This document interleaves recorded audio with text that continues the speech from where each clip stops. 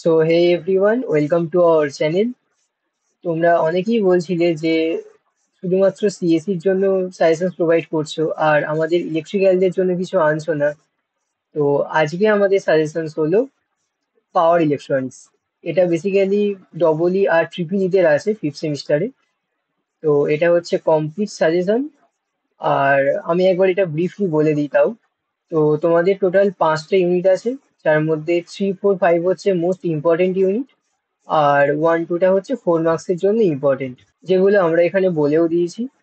আর maximum কোশ্চেনই 12 মার্কসের আছে। এবার এই 12 মার্কসের কোশ্চেনগুলো 4, 4 মার্কস করে আসতে পারে। আর যে কোশ্চেনগুলো এখানে রেড মার্ক করা আছে সেগুলো কিন্তু মোস্ট ইম্পর্টেন্ট এই আপকামিং সেমিস্টারের জন্য। তো তোমরা সাজেশনসটাকে ভালো করে দেখো।